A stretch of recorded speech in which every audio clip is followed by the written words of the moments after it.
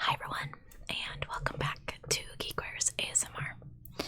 Spooktober is over, and we are now back to our regularly scheduled programming of true crime 90% of the time.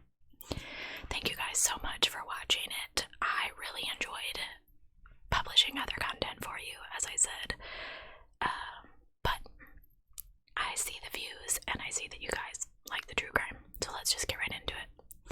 We're going to talk about Denise, Diane, Pflum, tough last name, Pflum. 18-year-old Denise had a superstar future ahead of her. She was a senior at Connorsville High School, a star athlete in many sports. She was involved in basketball, softball, track, and volleyball. A gifted artist, she even ranked at the top of her class, and she had dreams of becoming a scientist. Weeks away from graduating, she had been accepted by Miami University, where she planned on majoring in microbiology, and she hoped to go there on a track scholarship. She lived at home in Connorsville, Indiana, with her parents, Judy, David, and her younger sister, Jenny, who was a sophomore at the time. Denise's mother, Judy, said that she had everything going for her, and if she was alive today, she'd be working on a cure for the coronavirus or cancer. Prom was just a month away for Connorsville High School, and Denise had already picked out the perfect dress, and I saw a picture of her in it, and she looked beautiful. She had gone on a weekend trip to Indianapolis. She talked her dad into taking her, and her mom, Judy, was upset because she didn't have the chance to shop for a dress with Denise. You know, moms really like to do that. And Judy said, you know, you always think that you'll have more time, but you just never know. Denise never got to wear that dress to her prom. On March 28th, 1986, she vanished. It was Good Friday, Judy remembers, and it was a beautiful day, warm outside for March, and students were off that week for spring break, which meant they got to hang out late with their friends and go to parties, and in Indiana, that area, and the area that I lived, many of the parties were held on someone's farmland with a bonfire in the middle of it all. Now, Denise had recently broken up with her boyfriend of 3 years, and his name was Sean. Her mother said that she'd started to be more social, hanging out with her friends and dating other people. I couldn't find out why they broke up. I looked and looked and looked, and I could not find out why they broke up. But so Denise goes to a party the night before Good Friday, spring break and all. It was supposed to be a small gathering, and it ended up being several hundred teenagers. In the midst of the party, Denise lost her purse somewhere, and she returned home by her curfew that night without her purse. So the next day she gets up and she wants to retrace all of her steps to see if she can find her purse, because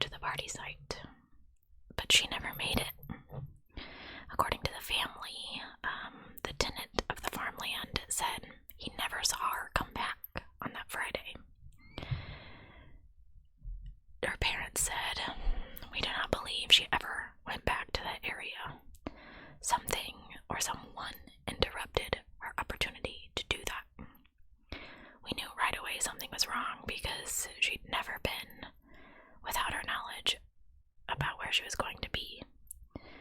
When time unfolded into the next day and the subsequent days after that, we really knew we had a problem. Judy remembers that she saw Denise briefly that Friday. She worked at the bank about a quarter mile from home, and they got off for a little while, from noon to 3, and so she went home. And Denise told her about going back to look for her purse, and that was the last time Judy ever saw her daughter. And she remembers having a gut feeling that something was not right. Not even 1 hour after Denise left the house looking for her purse, a distant cousin showed up with Denise's purse and returned the purse to Judy. There were no cell phones back then, Judy explained. No way to call Denise and let her know that they had it. When Denise did not return home that evening, her family reported her missing. They thought perhaps she'd had a car accident, and they drove all over the county to see if her car was in a ditch somewhere. The next day, a farmer from Glenwood, Indiana, reported Denise's Buick Regal, which was registered to her parents, abandoned alongside Tower Road, a gravel lane east of Glenwood. He said the car had been there since between 12:30 and 1:15 the day she went missing, so the day before. And he told authorities that he initially thought that it belonged to mushroom hunters, so he wasn't too worried about it until it was still there the next day. The car was locked, and it was in a rural area near a barn across the county from where Denise's family lived, and about 3 miles away from the party site. And her family believes there was no reason for Denise to be in the area. I couldn't really find out if this was an area that she would have passed on the way to the party site. I didn't really find an explanation on that, like maybe someone waved her down or whatever, but I didn't find much information. So, the sheriff's department and state police officer start looking, of course. They comb the fields and the surrounding area on foot and on horseback, and they did not find a trace of Denise. They did a flyover with a police plane and, of course, got the tracking dogs out. Nothing. Sheriff Laughlin said this case has been a difficult one because any evidence that might have been found on or around Denise's car has been lost or destroyed over the years. It's very difficult. We're trying to complete a puzzle where a lot of the pieces are missing. Sheriff Laughlin, who has been the sheriff for the last 6 years, was just 7 years old when Denise disappeared, so he was not the sheriff at the time. But he's in charge now, and he says this case has been the great mystery of Fayette County for 34 years. There's constant activity in this case. We have not given up. The Indiana State Police have also been brought in to investigate, and according to the state police, their Sergeant Scott Jarvis, the agency collected DNA samples from the family, along with a sample, which I did not know you could do this, from a baby tooth that they had that belonged to Denise.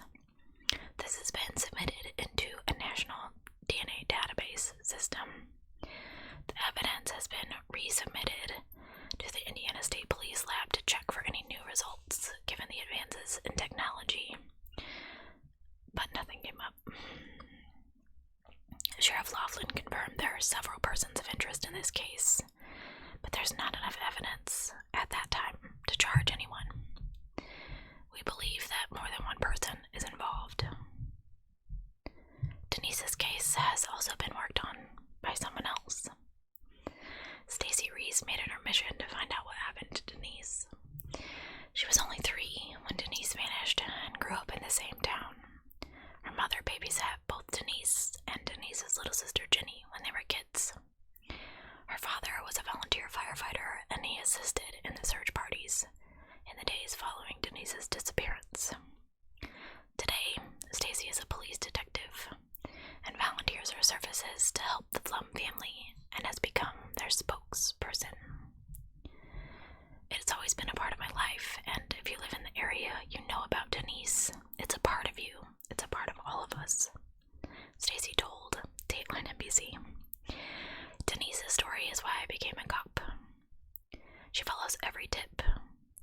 she receives, and in 2008, she started a Facebook page, Justice for Denise, to raise awareness.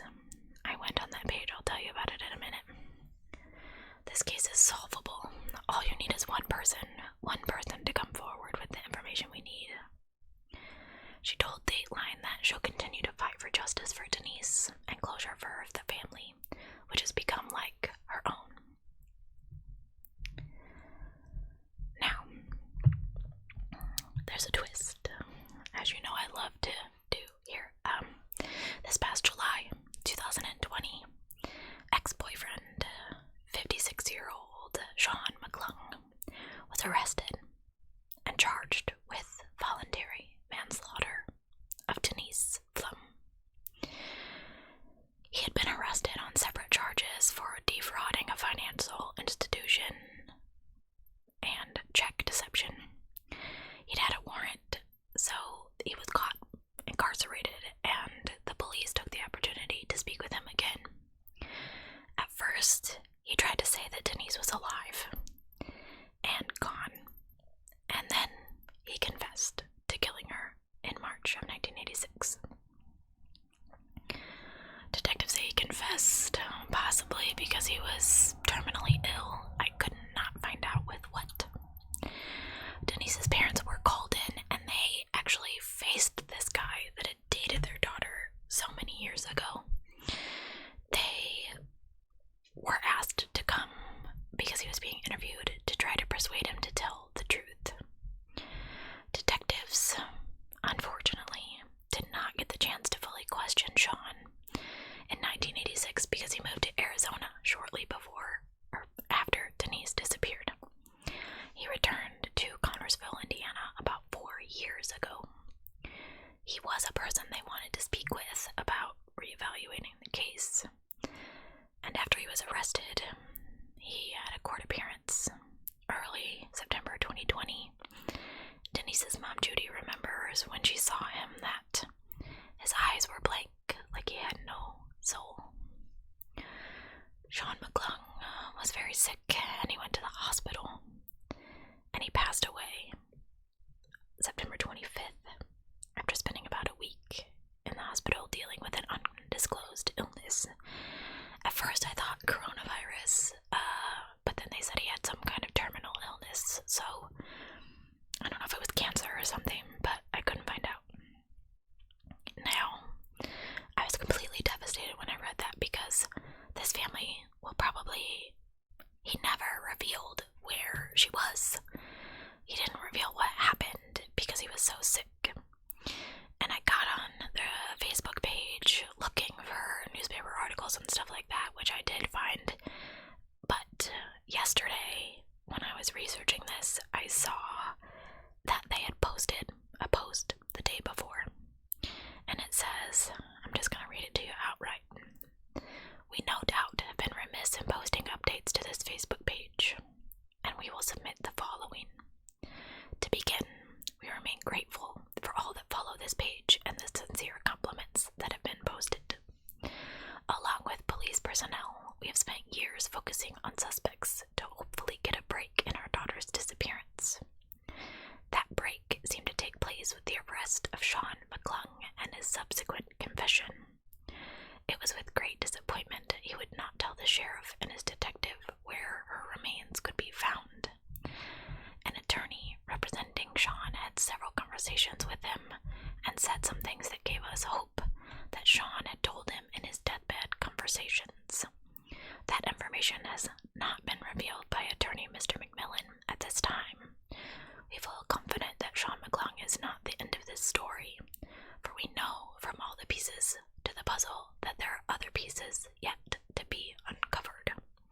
We have always known that a person or persons of smaller physical stature than Sean have been a part of this crime. How do they know that? A claim was submitted for the reward, and information was provided before the deadline. Sheriff Laughlin and Detective Blaze, as well as others, continued to follow leads. And they signed it, David and Judy. I looked a bit more into this, and they offered like $100,000 reward for someone leading them to actual information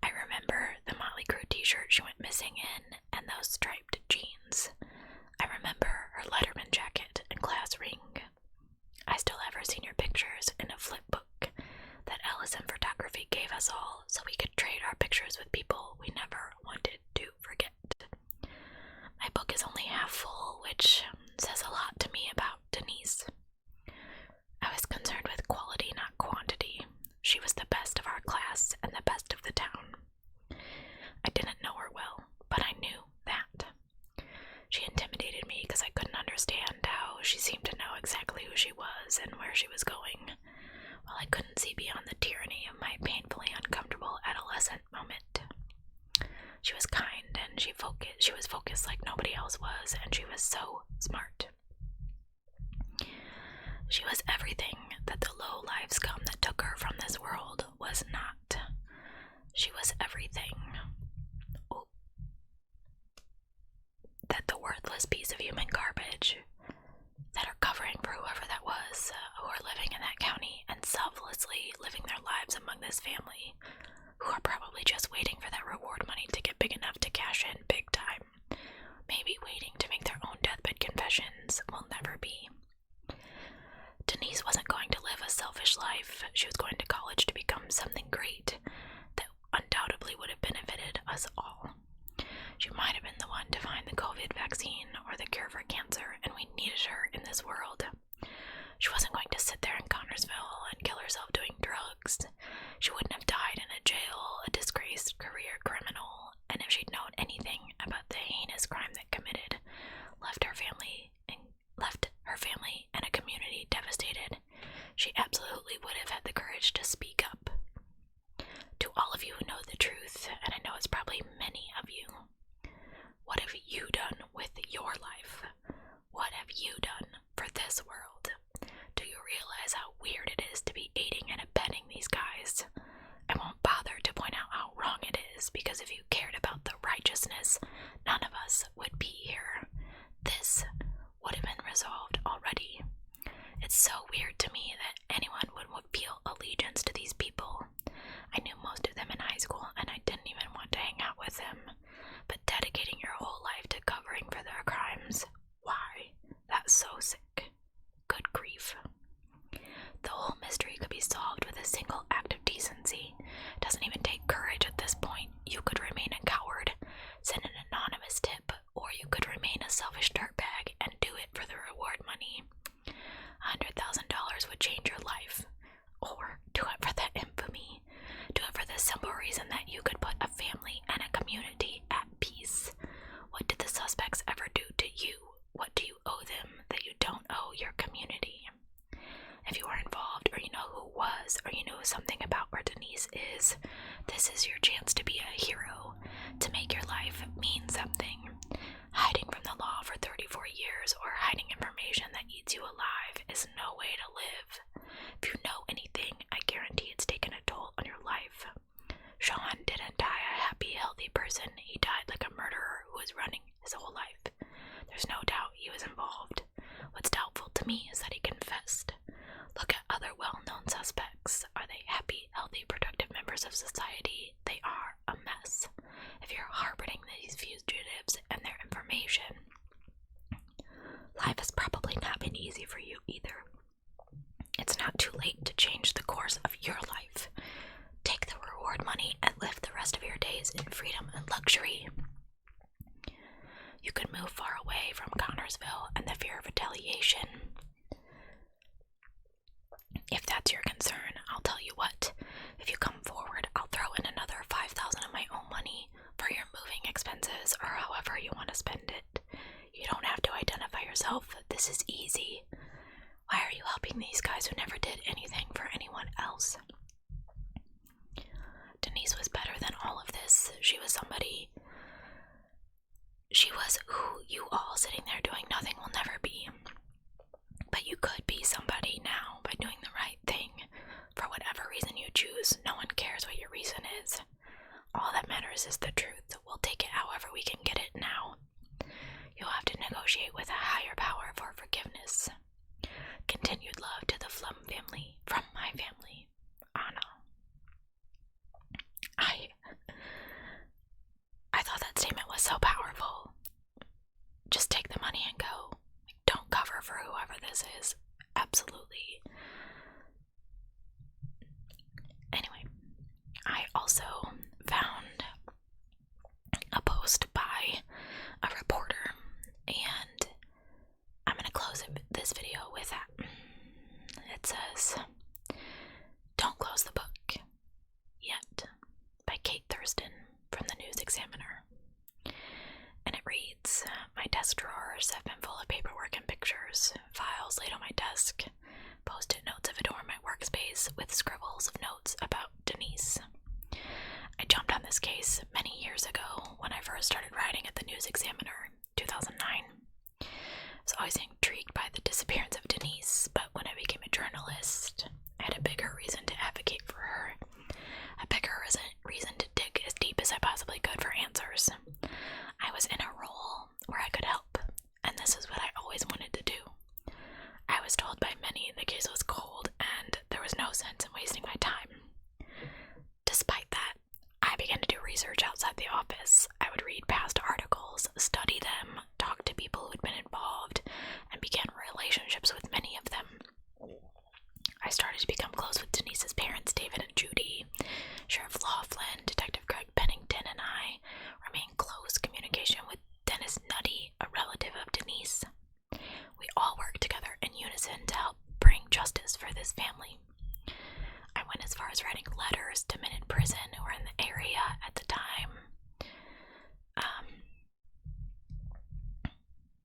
of her disappearance, who have been convicted of murder. I printed file after file of the printer, story after story about the timeline of the event. I racked my brain trying to figure out where she was, and it consumed me to the point where I started to dream about where she was.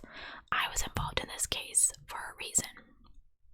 As years passed, I switched jobs and became a reporter with the newspaper in Rushville. Even there, I investigated the case. I wrote articles each anniversary of her disappearance to remind people that this case wasn't cold. I won't forget interviewing Greg Pennington, a detective at the time.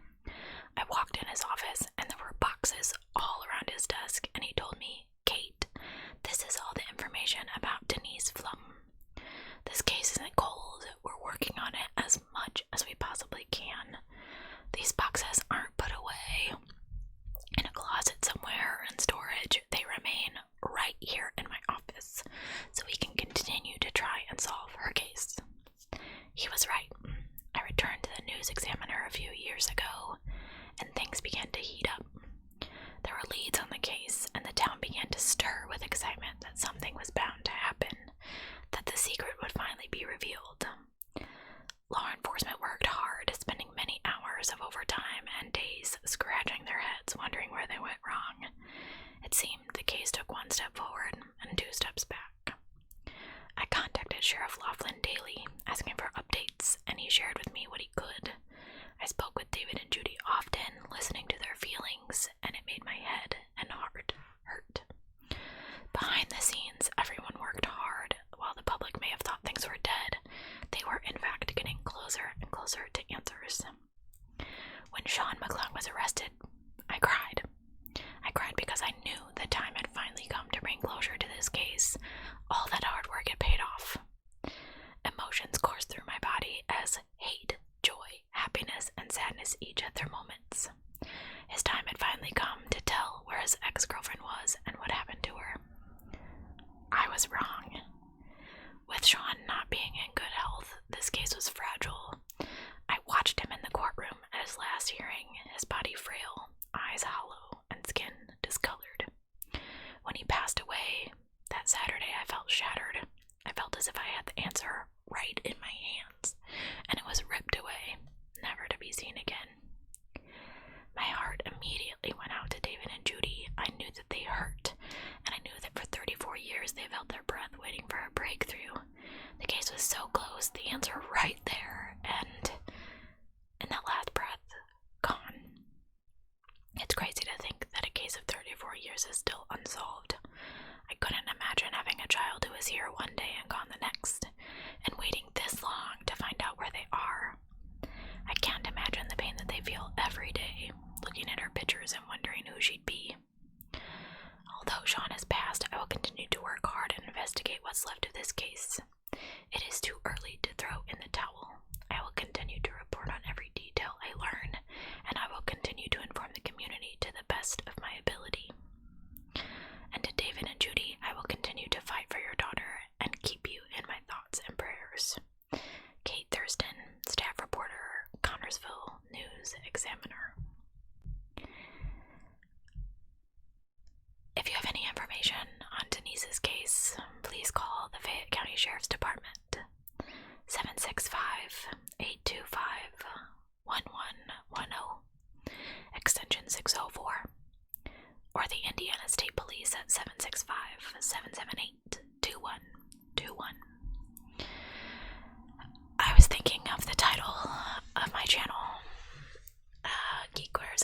ASMR is not really true crime conducive, and honestly, I've thought about changing it. And I always come back to that podcast name because I say it over and over. Someone knows something. It's time, guys. Come out. Admit it. Someone knows something. Report it anonymously. Like that classmate of Denise's said. You don't have to use your name. You don't have to tell anybody. Send in an anonymous tip. Help this family get their closure. Let's find Denise.